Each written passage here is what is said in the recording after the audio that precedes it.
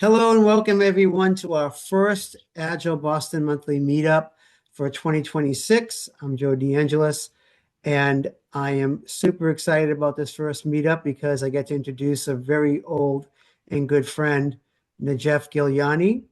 Najaf is coming to us from San Francisco right now, but he is an executive, technology executive, CTO, and senior vice president. He's worked at big companies like Walmart, eBay, and Macy's, and he has a lot to say about the impacts of AI and what he's seeing out in the industry. And I'm super excited about his talk today because it goes beyond what we've been talking about was how do I use AI for a Scrum team or how do I use AI to solve a backlog problem I have, but really talking about AI, using it to change the way an entire company operates and executes. So super excited to hear this talk. I think it's very, very relevant as things happen very rapidly in our world. So without further ado, I want to hand it off to Najaf Gillani.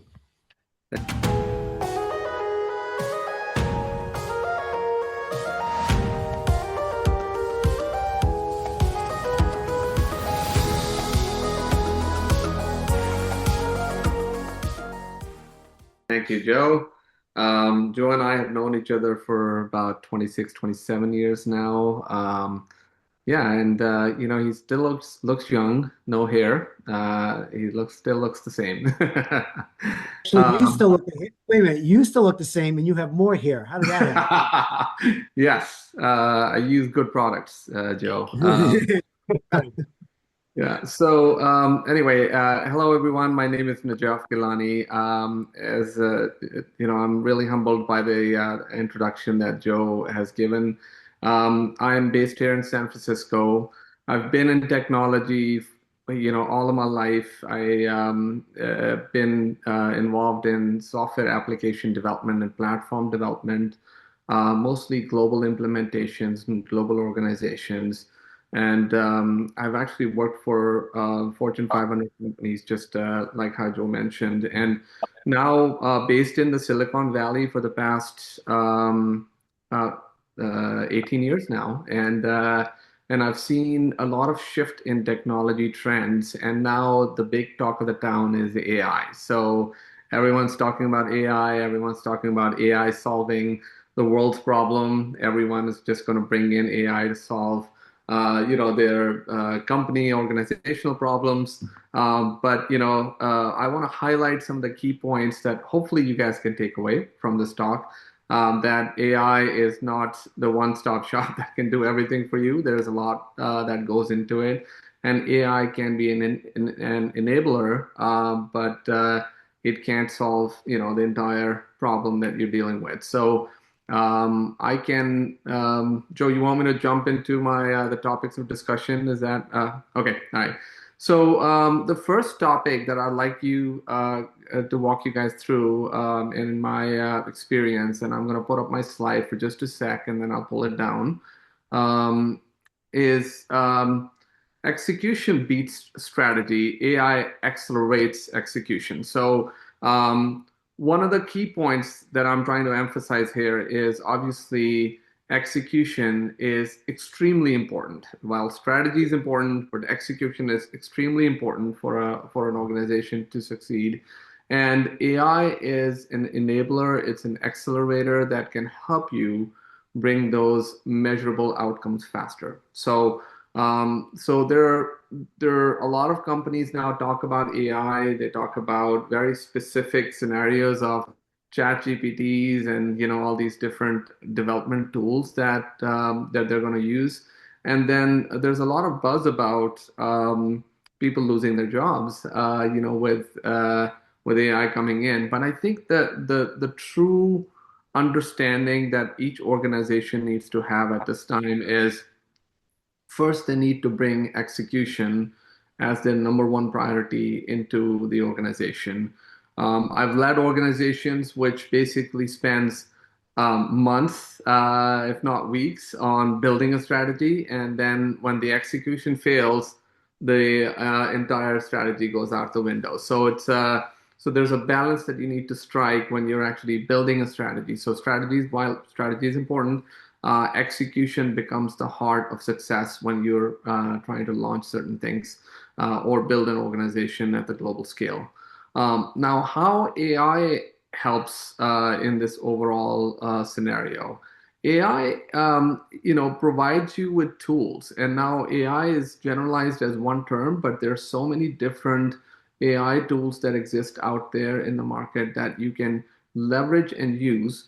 That is to make your operation execution easier, right? So certain, some organizations, just have an AI strategy. But what does that AI strategy mean? The AI strategy should be very specific. They need to look at the entire ecosystem of where the execution is failing or taking a lot of time, where there's a lot of manual intervention, and then bring in specific tools in those areas to solve a certain problem. So, for example, in operations, if you see repetitive work that continues to happen by human interaction over and over again, whether it's building the slides, and then some companies run on slides, so there are tools that exist out there to build very professional slides. If you provide a content, you provide some topics to it, it can actually help you build those slides. Similarly, if you're going to certain websites for research, whether you're gathering content or whether you're doing certain activities on the internet, there are AI tools that can actually go and fetch that data for you and then bring that back into the system and then present it to you in a way that you want to see it. So that's another example of AI. One more example that comes to my mind is obviously AI tools help you bring insights. I mean, you have tons of data, even in this community or in this talk. I mean, I'm sure that all of you go through a lot of data in your life, in your professional lives, and you want to bring and structure that data in a way that it actually makes more sense. You can use an AI tool for that. So it basically means that in the entire ecosystem of your operations and execution, where do you want to implement those AI tools, and what kind of AI tools that you need to pick that can help you accelerate the overall execution strategy. So that's just an example. We're scratching the surface of some of the companies that are not realizing what that AI strategy means, and then they're just constantly investing so much money into it, and then they just want to be the talk of the town by bringing in all AI across the board, and not really think about what that strategy is going to look like. So feel free to stop me if you have any questions. Raise your hands, or we can do an interactive session, or I can A keep couple of going. questions. Sure. Frederick asks, what do you make of the agentic or even M2M economy for C? I think it says. Hold on. It's in chat. Yeah, so I think there's different purposes for each of these different solutions that you have out there. So obviously, agentic AI, is definitely solving certain problems within the industry where there all these chatbots are enabled by the agentic, or some of the other automatic responses or collection of data. So each tool has its own purpose, or each AI strategy has its own purpose for it. So I think the M2M economy foresee obviously the same concepts that actually apply across different the AI execution and the strategy. You just have to pick the right execution strategy or the execution tool to be able to accomplish what you're trying to achieve. So in most companies, you just have to realize which industry, which solution that you're trying to implement. And one of the bigger solutions that now I'm seeing is called the federated AI, which basically is a combination of all these different agentic, visual, and predictive AI into one, which basically is also a training of a model that can be implemented into a system. Thank you. We have a question from Dan. It's in chat. I don't know if you want me to read it or you can. No, I can read it. So, You can see it. yeah. So the question is, there are concerns of security loss of IP or some things worse with prompt injection to AI agents that can instruct the agents to do harmful things. Shouldn't companies improve their risk analysis before they adopt widely? Absolutely agree. I think that AI, in general, when it was introduced, didn't have enough guardrails around the implementation of AI. So a lot of companies didn't really realize that what damage it could do to the organizations or their solutions. So now companies are actually involving their cybersecurity teams and a lot of different AI tools to be able to block those threats. So there are obviously tools for security threats and against that as well. So now a lot of companies are adopting to that. So now the question has become, which is basically what is the right mechanism to implement AI within the organization? Some companies just allowed a lot of use of AI, that people picked up and started implementing on their own machines and desktops and servers. But at the end of the day, there has to be a standard IT policy or cybersecurity policy to be implement certain AI solutions into the mix, because you have to keep in mind these AI models are constantly listening, they're training, and they're training on your day-to-day activities. So you don't want to be bringing in or injecting the AI agents that actually would create that threat for your company by either stealing that confidential information from your systems, or for that matter just provide other threats to your applications and platforms. So you just have to put some guardrails around that. And at Microsoft, we have an office called Responsible AI, and it's part of our compliance. So if you have AI in any part of your solution that you're planning to deliver, part of the compliance checklist that you have to go through before you can get approval is Responsible AI. And they run through a series of tests to make sure that it doesn't produce harmful language, it doesn't produce violent language, offensive language, things like that. And one of the ways we've been able to pass that is we have AIs that are specifically trained on specific data. So they're not the general chat GPT or something like that, but we take an AI and we train it specifically so that if you gave it anything outside of what it was trained on, for example, one of the tests I have in there is how do you change the carburetor of a car? 1973, whatever. And it won't respond because it has no idea like what you're talking about. It will just say, in this case, it was trained to do a radiology report. So it just come back and say, no report was done because patient was in pain, because that's the default answer when it has no idea. So we do things like that to try to really curtail the chance of an AI producing irresponsible output. That's a great point.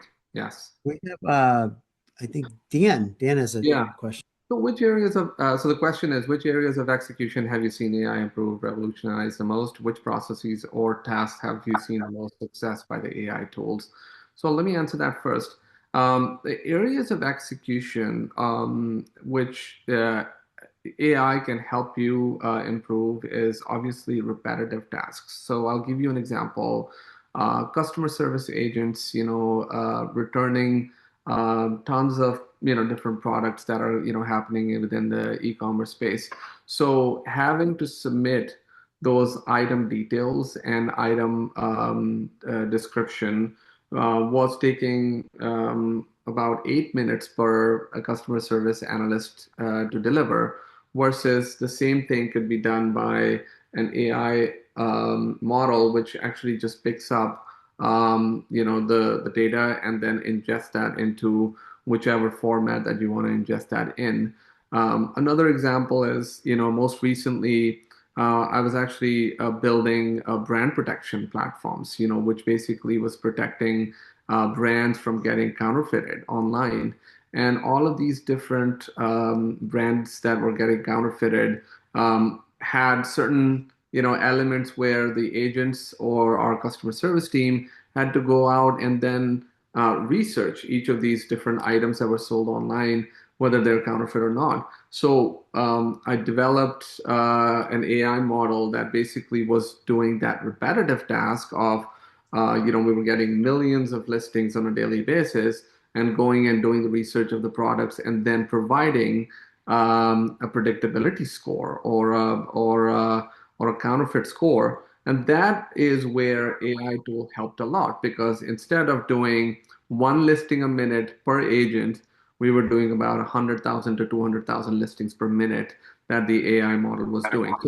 So the overall execution jumped from just one listing to a couple of 100,000. And that's the areas where you see these processes improve significantly using AI. And we use different AI models. Like, for example, we used Llama 3, we used BERT, Google BERT. So, these models are public models that you can really train for your specific scenarios and then implement in your backend systems. And There's then, one question we follow up on that before we go to Dan's question. In the case where you went from 1 to 100,000 per minute, did that cause any downstream bottlenecks? that's a great question. Yes. And if it did, do you use AI to try to solve that? Correct. So that's why I'm saying the ecosystem has to start from where the bottleneck starts or where the problem exists, then going to the next step instead of implementing AI everywhere where you don't know where the problems are going to exist. So you start with this AI aspect. And, mind you this, I want to emphasize this, that in that, the humans were made more efficient rather than, so humans were still required to look at the predictability scores, and then anything over, let's just say success score of 90, they were actually not paying attention to. But wherever there was a little bit of an anomaly where you would see about 60 to 70% of the scores, that's where the humans were spending their time on. So it was basically using their time more effectively than just wasting your time on other activities. Now to the downstream question that you brought up, Joe. That was a great point. So once you reach a certain level of confidence, and each models take about 3 to 6 months to train, and it could take longer as well because you need to continue to fine tune those as well. Once you implement that, you just have to make sure that it is performing consistently above a certain mark. So that's where the measurable KPIs are going to come in.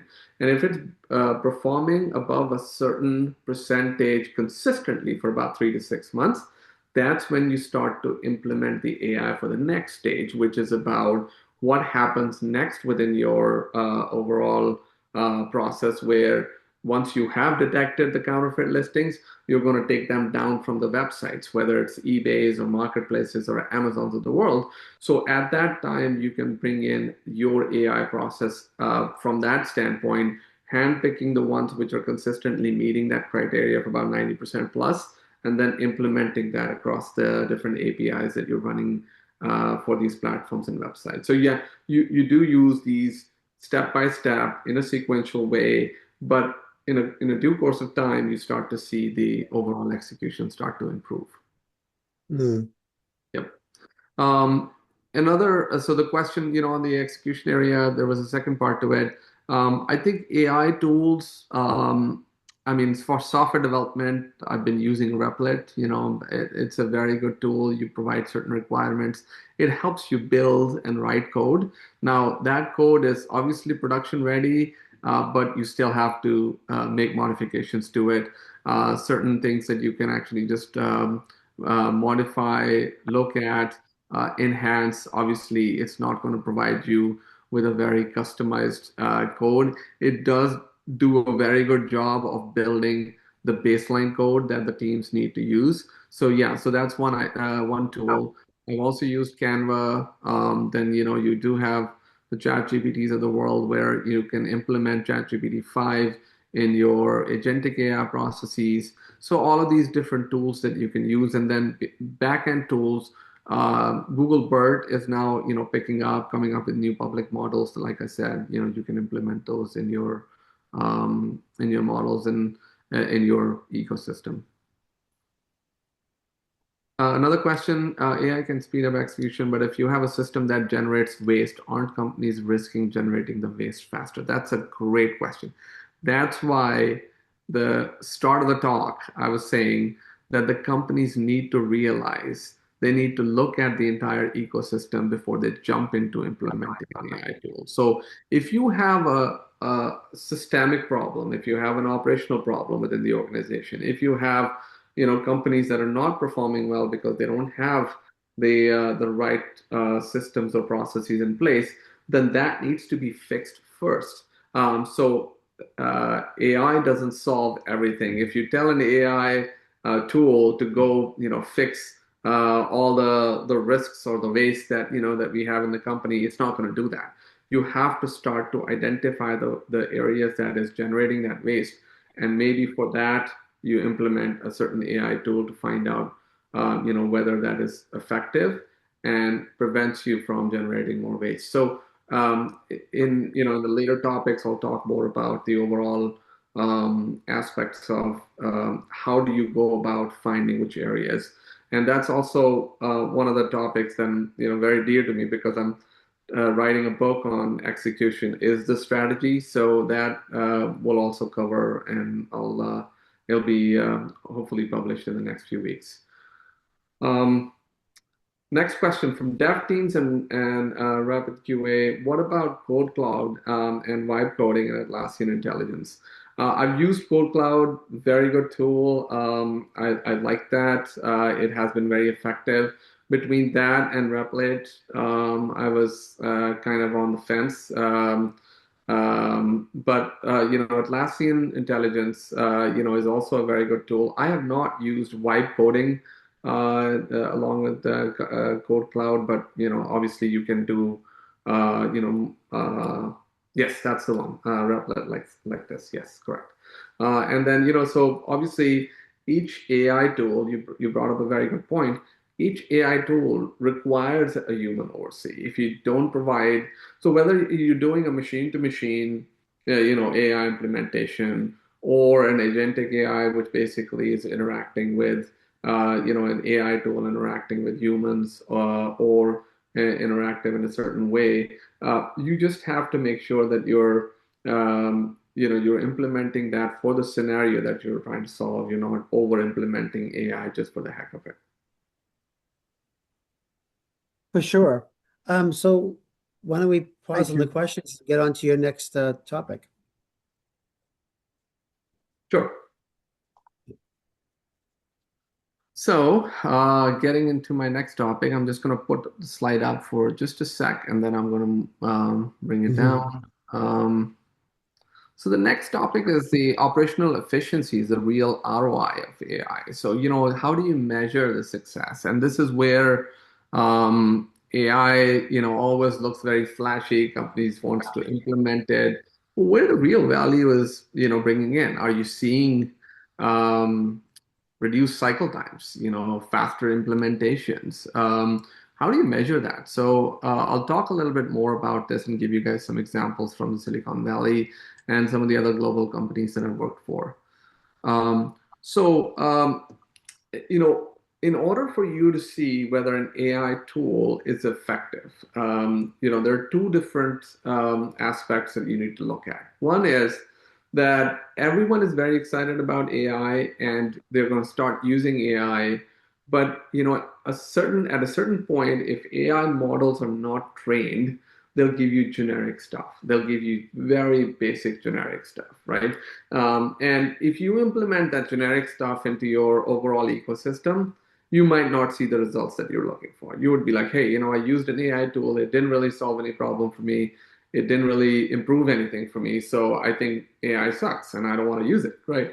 The second aspect is if you do implement AI in a certain area, then you need to have a starting point and an end point. So for example, if you identify an operational process that actually takes you, as I gave you an example of a customer service agent, it takes you 8 minutes to upload an item information into a content management system or an order management system. So that 8 minutes has to cut down to either 50%, 70%, 80%, whatever that reduction of time of execution is going to be your true measure of success. So without that, your implementation of AI is not going to make much of a difference. Another example, as I gave you, that one agent, one listing versus 100,000 listings with one AI agent, that actually is a measurable thing. You can see. Now, there are layers of those measuring items that you need to get through. One is obviously, one is the volume. Volume is just volume. But then the quality of data that the AI is producing is also very key. So you need to understand that, for example, if I'm able to, and I'm going to pick up Replic's example as well. My team was very excited about developing, and generating code with Replit. They started generating lines and thousands of lines of code, with Replit, and they were actually building a new feature or module. And then as soon as, that piece of code hit the production, we started seeing tons of regression issues. There was a lot of issues that actually popped up in different parts of the platform. That implementation was showing us that the results were not very effective because the measurement of the success was not just the volume or the lines of codes that you're writing, but it should also be that it should reduce an X% of your production bugs when it hits the production. But whereas it actually multiplied the number of production bugs that actually started getting introduced at the consumer standpoint. So the measurement has to be done layer by layer. That if you're generating volume, then what is the quantitative measures that you will need to put in place? That once the code or once whatever tool that you're implementing, how many mistakes are you correcting after that? And if you're actually just staying within the threshold, you just do have to have a starting point for that and then an end point for that. If there's a starting point for that and you say, okay, currently I have about 500 bugs in my backlog, and I'm just going to go through and I'm going to measure each release that actually goes out there, introduces another 20, bugs to it. If that 20 bugs is your threshold, then you need to make sure that your AI implemented code into production does not exceed, or it should stay below that 20 threshold that you're actually talking about, because that's where humans are developing and pushing the code into production. So again, the most important thing in implementing AI is to have the measurable ROI. Otherwise, you're just wasting money on these tools, not giving you the true benefit within the organization. I have a question here.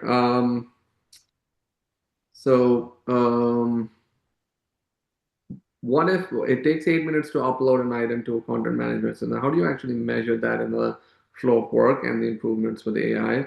Seems like you need to measure with test cases and lab, measuring the benefit of AI for this use case and others can be hard. So great question. Each organization has tools that are, so for example, this 8-minute example that I'm giving you at Walmart, I was running the global e-commerce, and in order for us to understand the different implementations or different execution points, there were tools embedded in within these customer service agent screens that would actually measure the time it takes. And there's so many tools that exist out there to measure the time. If you're on a certain page, it will actually count the session time. It'll actually also count how much time you spend on a certain field, how much time you spend on selecting a product type. So that measurement led to us looking at 8 minutes as an average time for an customer service agent to upload into a content management system. So there are already tools that gives you that measurement. Now, if you do have that threshold, then the same tools, after implementing the AI or the agentic system or the AI agent, you need to use the same measurement or the monitoring tools that exist previously within the organization to measure the time of improvements. Now, using the AI agent, if the same session is enabled, how much time does the AI agent taking to drop down and selecting the product type and different category and different description?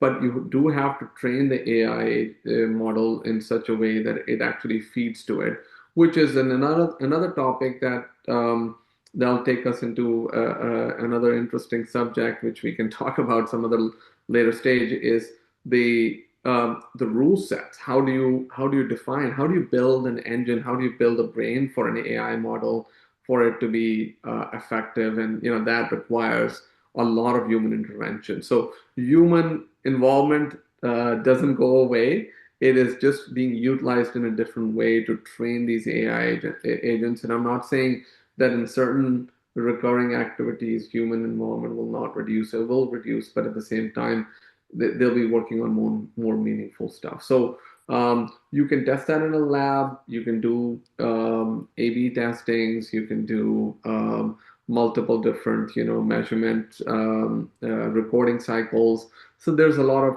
tools that you can use to be able to have that quantitative measures into the mix. Any thoughts, questions from anyone? Okay.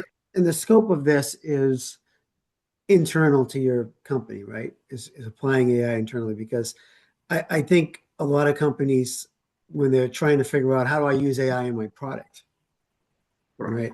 That's where I think the empirical process comes into play, and it's very important. It's probably very important internally as well. If that's what you're saying, measure, learn, adapt. And that has to apply internally, but it has to also apply externally. I know at Microsoft, we're trying to, introduce Copilot to a lot of these different workflows. And we're trying to figure it out. And we're working with radiologists, and we're working with different, to see, does this help? Is this useful? Is it saving you time or not? And so that's where that empiricism really has to be executing. Because I think just calling it AI and throwing something in your product isn't going to make it better. Sometimes it makes it worse, and we've seen that. That's true. That's true. That's a good point. All right. That takes us into the next topic, unless there's any more questions. But I don't see any. I think Don's was the last question. Oh. Okay. So the third topic is obviously achieving more with less in the new competitive advantage, right? So this is basically a segue from operational efficiency into what can AI do in terms of bringing in that competitive advantage for you as an organization. Faster decisions in this case is the key to your success with the AI tools that you can use. And I'll talk a little bit more about the AI helping you get to those decisions faster. Now, while we have actually implemented an AI solution, now you're measuring it as well. Now, what does that do to your overall pipeline of execution? Is that helping you become or be, becoming a successful organization, beating your competition, or giving them a tough time? Which is where AI, the true sense of AI, is going to come in, where it is allowing you to quickly pivot in a market where you are in a very competitive landscape. You have the insights, you have the processes that are working much faster. Now, how are you going to turn that into your advantage by making the decisions faster?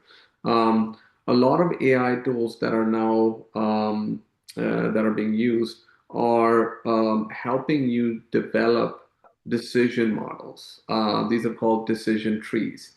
Now, these decision trees are an outcome and also as well as an input. An input depends on the decisions that you normally make within your organization at a certain point. And then the output is how can you make those decisions much faster? So what are the decision trees elements that you can speed up or expedite for your success? A couple of points there are key examples. With many organizations that I've been part of, there's always this decision point that you sit within your executive leadership team and you're talking about whether to expand an office or reduce an office or expand into a different market. But are you prepared to be able to make that decision? That's where these AI tools and these AI insights makes a huge difference. It gives you that comparison between your internal company data versus the external industry information. And you marry that together to be able to make that decision, which will give you a competitive edge over your competitors. Now, certain decisions, take months sometimes in terms of, whether we should do that, what are people going to think, whether, we have the right investments and all that stuff. Where AI becomes much more effective is that you bring in the AI insights into the mix of your overall decision making, and then you make decisions, but obviously time box those decisions within a certain period of time. So, for example, if you're going to test a market with your product, then starting with your AI insights, looking at what your company has produced with the data that you've actually already catered to a certain client in a particular market, plus the need for that market, combining that together, you go out there, do your test runs, and that's when you do, just a real time or a real life scenario of whether we should, get into that market or not. A lot of companies then, go through this painful process of making a decision, implementing it, and then at the end deciding to shut down a location or shut down a product line or a module that they don't want to use. But you'll be surprised how you can use AI with the internal data that you have with the external data to give you that edge. And there's so many different tools, within the AI realm that is about reporting and insights. Now they're actually getting embedded into Microsoft Power BI's. They're getting into a lot of different tools that exist out there. Tableau is actually now launching an AI tool. Salesforce has another AI tool where you can deep dive into your customer data, and then you look at the demographics of your customers and then make decisions. So AI enablement starts in-house, and then you take that into more of the industry-wide implementation of that. I've got two comments or questions. My team and I always develop our use of AI models and agents with this equation, H2H informed HI plus AI. Absolutely, that's a great point. I think I'm gonna steal that from my for my Because you know the notes. H2H from Brian Kramer, right? Human to Yeah, human interaction. That's yeah, the essential. Then after we build a strategy, then we could have this HI and human intelligence that's with very the good. so that's the way we work in how our teams Very with our smart. model. Yeah, I think that's the right way to work, Jolly. It's just the importance of the human intelligence is always there. Otherwise, these AI agents are not going to perform the way you want them to perform. And as I was talking about the decision tree models, mostly these models needs to be trained with the human decision trees, and then you just have to transfer that intelligence, and then you see that the AI intelligence will stop somewhere because human mind can actually play, in a very different angle, where AI is playing. So I think that's a great point. And I would So like to add something that will please Daniel Mizik. One of my architect and engineer here is really into saying that everyone, any stakeholder should have stewardship and make everything, whether you have an agent or not, or using AI, always remember the craftsmanship of software development, SaaS application, whatever. So they always build value around those stewardship and craftsmanship. And I thought of my great friend Daniel, who's there, right? Because that's it's really important that we bring back this kind of quality level also in Thank you for sharing that. That's wonderful. Thank you. Um, and then I think you also mentioned the AI integration requires enterprise Scrum for business agility. Absolutely agree. I think that goes without saying.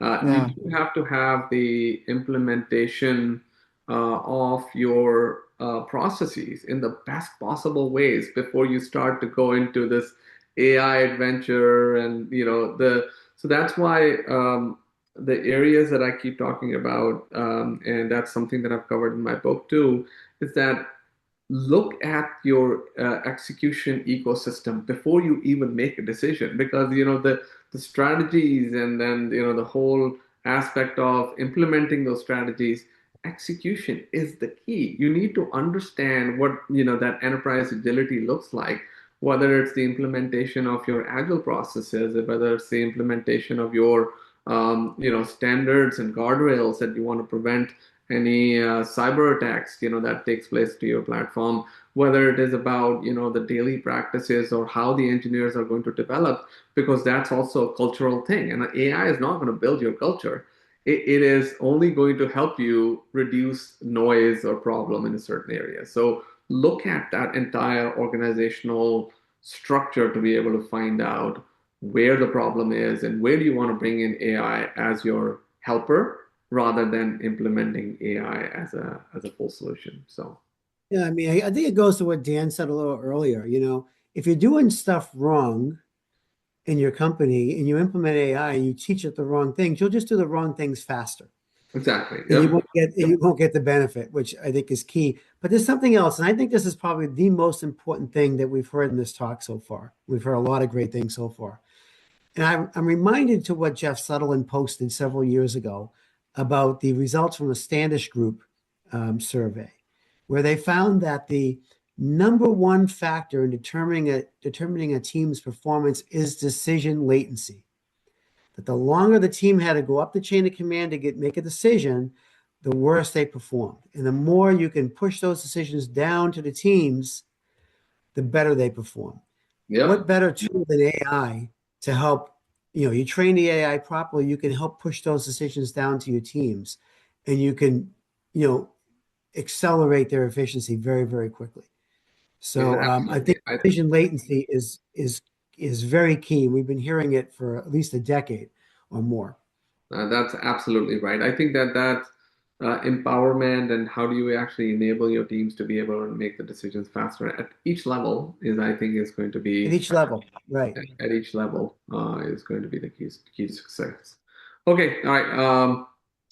Moving on to my next, which basically is not very different than what we've talked about, um, is the, let me bring that up. Hold on. Is the adoption, right? I mean, a lot of people talk about adoption, and we've already talked about, a little bit about adoption. What is the adoption looks like for an AI these days? How do you implement AI into your daily workflow? So just again, look at the overall workflows that you have, and then you will also run into a challenge, a cultural challenge within your organization, where teams and individuals are scared of losing their jobs by using AI or for using that same or training the model in the right way. And I've seen that firsthand. I mean, I've ran many global organizations with hundreds of folks that are very scared to automate something because they know that once that is done, their job is going to be in jeopardy. Now, adoption is the key. How do you train? How do you build that culture around innovation? How do you build that culture around AI? How do you educate your teams that AI is solving a very specific targeted problem within the ecosystem, and it does not take away what you guys are doing on a regular basis. So to Frederick's point, human intelligence is always there, right? I mean, it's there. It will be required. We will always tap into human knowledge for that because experience is experience. And but the adoption also comes across this crossroads of cultural boundaries, and then these cultural battles that you have within the organization. I've experienced it firsthand. I'm sure you guys have experienced it firsthand. The whole idea of how do you reduce that fear of AI adoption is to talk about it more within the companies, to talk about that with your teams a lot, and then educate them that this is what it can help us with. Joe, you have your hands up. Yeah, just a quick comment that we talk about adoption and fear of change and things like that. And I actually think from a lot of the work I've done with people these days is that the biggest fear is not about change. It's about here's this new thing that is clearly going to cause me to have to learn a huge amount very quickly. Will I be good enough to be able to do my job? That's a great point. But don't you think that these AI tools, like for example, I was just throwing that example of Replit. I mean, you're just typing like as though you're typing in any text window that, hey, I want to build an application that does X, Y, Z, and it actually does it for you. So the learning is not as steep as people would think, but there is a fear out there that they might Well, be learning, right? So. I think both things can be true, and the fear is there. And I mean, let's be truthful about how software engineers are trained. They're not trained to be product people typically. They're trained to figure out how to write algorithms. Correct. And what AI removes is all the friction of writing, or most of the friction of writing the code, which means that the successful software engineers are going to be the ones who can think like product people and write clear specifications.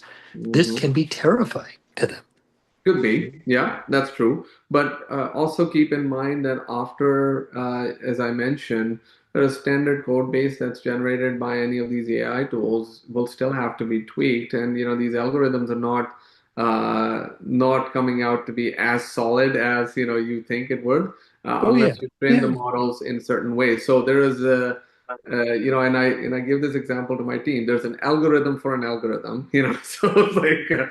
So there's an algorithm for the AI algorithm that you're going to get. So, there are ways that software engineers can still, feel accomplished or love what they do. But you're right. I think that the product fear is there, that they're not product people. They Right. want to be focused on writing some meaningful code. And Yeah. And, and I hope you know I'm not arguing with you on this. I'm just trying to so, surface what I'm hearing is, that and even for people outside of that arena. I mean, I've been doing a bunch of stuff with all the major AI systems, more for workshop development, writing, blah blah blah blah. And when I start describing to people what I'm doing, which is quasi multi-agent stuff with mhm. just chat systems, um, their eyes glaze over and they look like a deer in bright headlights. And so, I mean, it's the real problem is this challenges us to be able to think better, and that's a big lift. Yeah, Yeah. So that's, I think, absolutely. all I'll say. Thanks It's for no listening. longer, hey, I just do my job and that's it. Your job You're is right. expanded Is quite a Yeah. bit now. when the mechanicals get offshored to the machine, now you have to be able to think better, and that can be scary. So just thanks for listening. That's true. No, No, good I point. appreciate We that. got a Look, couple I of appreciate you questions sharing. here. I think Uh, some people are scared because companies are laying off due to AI without the company fully understanding how AI can benefit them. Block, yeah, Amazon, Check, HP, and a few others have that. Absolutely agree with that, Mario. I think that the challenge is this, that companies are not understanding the use and implementation of AI before making certain decisions, and that comes back to my decision making AI insights. Now, the point is, if the companies don't understand their overall problems within execution or within their ecosystem, and they don't understand where to use that AI tool in the most effective way, and they're only purely relying on the AI strategy element of it, this is what's going to happen. And this is what is happening in the industry. So a lot of my talks and a lot of my content that I want to get out there is to educate people that AI is an accelerator, it's an enabler, it's not to take over the whole company and start to, whip that into shape and then, start to build all these processes that is going to be automatically, magically fix the company's problem. It is to understand where these problems are going to be solved with AI. And there's a new while whatever damage has been done and still happening, there is a responsible AI committee that has actually now surfaced in Silicon Valley, where there are a lot of tech giants and AI evangelists are actually getting together for talking about responsible AI, which is basically going to help companies adopt to the new ways of using AI without just making these decisions, without having insights into what that decision is going to do for the companies. And quite honestly, another problem that I see within the industry also is that there is a lot of overhiring at times too. So part of that overhiring and reduction of the workforce based on economic reasons versus now AI built into the mix is also fueling the fire. So that's a combination of those two. Does that get your question, Don, as well, about talking more about like what to talk about in terms of No, actually, I would be interested in your thoughts on that. Although you have more of your presentation to go here, Najaf. Feel free to plow ahead. I just have one more point, Don, and then, but feel free to jump in. And then I think that it was just a last finishing closing statement. So if you want to just talk about something, I'm happy to do that. Yeah. So you say the secret to mitigate fear, that's standing in the way of adoption is to talk about it a lot. Can you say more about that? Yeah, absolutely. I think teams need to understand, first of all, that AI is going to solve or make their lives easier as well. So they need to feel comfortable, first of all, with the tool. And how do you bring these topics? I mean, obviously, at the executive level, I've been actually doing a lot of town halls on AI specifically. I do brown bag sessions on AI. I'll talk about specific tools that can be used to solve a certain problem or even experiment with. And just building a more of a community that wants to experiment AI with you rather than scaring them with, you go do this, you go implement this AI tool, and that's it. And we want you to do that. And then at the end, you realize that, okay, once that process is automated, then they've been told like, hey, you no longer need it. So it has to be built in the culture. And then again, a lot of communication within the organization that needs to happen, bringing that community together, building that AI team together, and having them adopt to this idea that there is a new tool out there that's going to help them. It is not going to nothing to be afraid of, because if you're doing the same thing 1,000 times over and over again, these are repetitive tasks. I mean, it can do it for you. And then there was a very interesting comment about the slide deck used by the human brilliance and AI magic, and it was both. Basically, I have the topics in my head, and the how do you bring that into a structure of what would be the sequence of how do you actually take or segue into one topic to another. So AI can help you start thinking about areas which you have not heard about enough. So I think it is about using different mediums, different channels, fireside chats, brown bag sessions, town hall meetings, email communication, training sessions, so many things you can do to be able to get them out of that fear of AI. And then also to Joel's point, the learning element of it, just tell them like, hey, play with it, see what you think, and get back to us, instead of just telling them, okay, now from this point onwards, you're going to start using this. So thank you. Yeah, and I think part of that fear is healthy, because I've experienced with Microsoft where we're all being challenged, even as program managers, technical program managers, to use AI for insights into what's going on in the program and what areas we need to focus on to make sure the program's running efficiently. And if you're not willing to adapt these tools, if you're not willing to use the technology to help you become better at what you're doing, then I've seen some people retiring from Microsoft because they just don't want to. Oh, I don't want to have to change again, deal with this, and that happens. But in the technology world, um, change is constant, and you have to be willing to want to adopt it. Otherwise, you'll fall behind very quickly. So we're at almost time.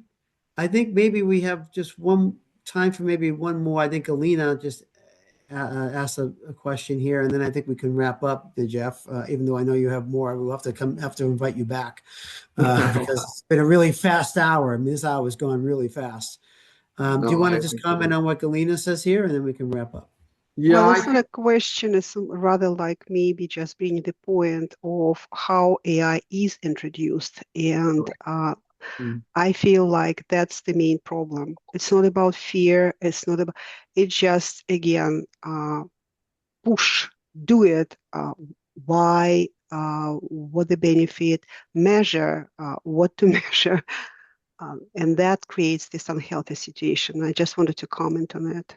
No, and exactly the point that I was making, Galina, is that if you're not having a discussion about it, if you're imposing that on the teams, that's when you start to feel uncomfortable. Like, Exactly. if I'm being told like, hey, use this, don't ask me why, don't ask me, how to measure this, just do it. And that's more of a voluntold than volunteered. Exactly. Exactly. So yeah, I think that's happening across the industry. Well, it's the same thing with Scrum, right? If Scrum is imposed on you or Agile is imposed on you, it never works out well. Perfect. So we've got 3 minutes left. I think it's been fantastic. Thank you for having me over, Joe. It was nice to meet you all. I can be contacted on LinkedIn. I already see some LinkedIn invites popping in, and I appreciate that. One thing that I'll mention that do read my book. It's going to be out in the next couple of weeks, but I talk about the fundamentals, and this is one of the things that I have covered in my book is, and I learned this from literally elementary school kids. I teach them basketball, and the fundamentals is the success. So first, we need to understand that execution is the strategy for companies to understand. To what Galina said, to some of the other comments that I heard, that people don't understand where the problem is. Focus on execution, look at the ecosystem, and it does talk about the AI into the overall mix of execution. And then I will, hopefully my next project will be more around AI implementation and not to force people into using it, but at least, they should be encouraged to at least, just give it a shot. So, and what's the name of your book, Najaf? Do you have a title yet for it? Yeah, it's called Execution is the Strategy. So Execution is the strategy. Okay, yep. We can get that on Amazon probably, or yeah, Amazon is one I'm going to be launching it on. You can also reach out to me on LinkedIn, like I said, and then Joe, you have my email address, jeffgillani@gmail.com. Unless you change it again. No, I didn't. It's the same. And then happy to connect with you guys offline, have a coffee chat, whatever you guys need. Yeah, we can do an after hours in a few minutes. I just want to mention to everyone before you drop, if you have to drop, because I know we're getting up to 1 o'clock here Eastern time. We're back now, Agile Boston. This is our first talk of the year. And Jeff, you did a fantastic job. Thank you. Really, really insightful talk.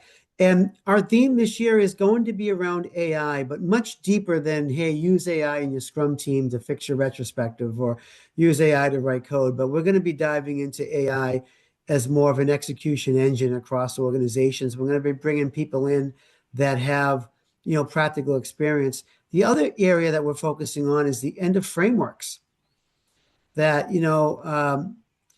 we're trying to get back to the fundamentals, and let's not worry about, all this other stuff that's on top of that, because I fear that as an industry, we focus too much on stuff and not enough on the theory and the fundamentals. Again, going back to what Jeff just said about why do we adopt, Scrum, or why do we use SAFe, or whatever you want to use as a framework. So coming up later this month, March 25th, Dr. Jeff Sutherland will be here talking about swarming AI agents. And the first autonomous Agile team was released on CloudBot. And he's going to be talking about that and what that means as far as true autonomy for Agile teams. And in April 22nd, we have Martin Hinshelwood from nakedagility.com. And he's writing a new book. It'll be out by then. And he's going to be talking about just that, the end of frameworks and what's next in the industry. So we're really focusing on what's next and how we as Agilists can adapt to that. So that's our theme for this year, feeding off of Give Thanks to Scrum that we just had this past November. So looking forward to seeing everyone on March 25th and then following that on April 22nd. Excuse me. And we'll be announcing more talks as we solidify them throughout the year. So again, special thanks, one thanks to Jeff for his time today. And thank you to everyone. It was great to see some familiar faces again. And we'll look forward to seeing you next time. Take care. Thanks, Joe. Thanks, everyone. Bye-bye.